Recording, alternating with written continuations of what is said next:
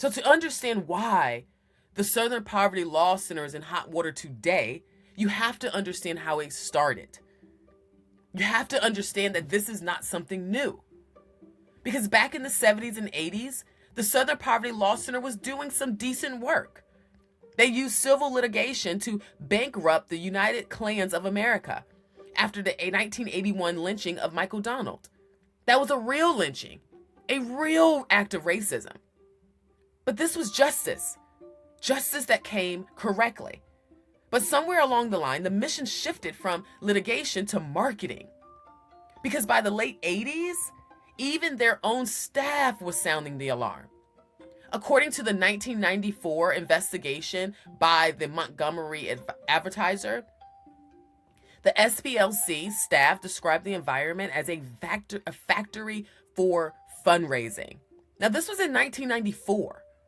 Their co-founder, Morris Deeds, was eventually fired in 2019 amid allegations of workplace racial discrimination and sexual harassment. As far back as 2017, the Washington Free Press and the Daily Caller reported that the Southern Poverty Law Center, an organization supposedly focused on domestic poverty and civil rights, had transferred millions and millions of dollars to offshore bank accounts in the Cayman Islands. Why does a nonprofit in Montgomery, Alabama, need nearly $100 million in the Caymans? It's about the accumulation of wealth, not the distribution of justice. But let's get into the present day. We're talking about a federal indictment that was filed on April 21st of 2026. The DOJ is charging the SPLC with 11 counts, including wire fraud and conspiracy to commit money laundering. The acting Attorney General Todd Blanche alleged that between 2014 and 2023, the SPLC funneled over $3 million to just 8 individuals, including members of the KKK and the Iron Nations. Specifically, the indictment claims that they paid roughly $270,000 to a leader involved in planning the 2017 Charlottesville Unite the Right rally. You remember the rally where Trump said there was good people on both sides? Yeah, that rally. The rally in August, that was on August 11th through the 12th in 2017 in Charlottesville, Virginia. It was marketed as the protest against removing the Robert E. Lee statue, but it actually was a coordinated show of force by white nationalist groups.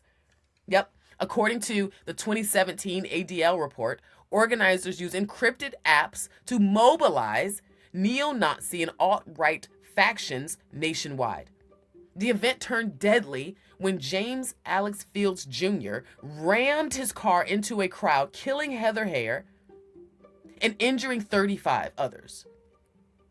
Fields was later sentenced to life in prison for 29 federal hate crime counts. But while the media focused on the political fallout, the 2021 Scenes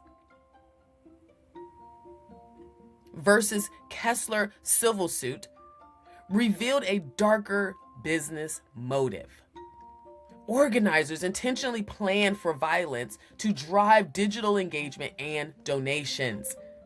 It was a calculated scene designed to turn racial conflict into a high-profile fundraising engine.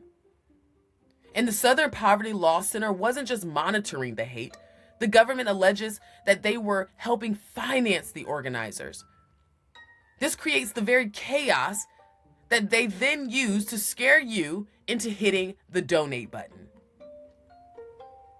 And while they are allegedly cutting checks to extremists, they were also cutting their own people loose. Because in June of 2024, the SPLC laid off over 60 employees. Their own union, the SPLC union, called it malicious violence against their staff.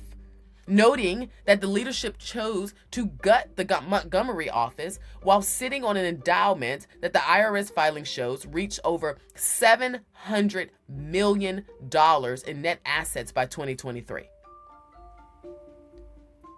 They've moved away from the rural South and into the high rises of DC and corporate boardrooms, all while branding anyone who disagrees with them, including mainstream Christian organizations and parental right groups, as hate groups. So now we're the hate groups, while they are funding the actual hate groups. It's an overreach economy designed to keep the Republic, us, on edge. And this is why we have to be smarter than those media cycles. When we talk about kitchen table topics that are banned from family gatherings on this show but are necessary for a strong republic, this is at the top of the list.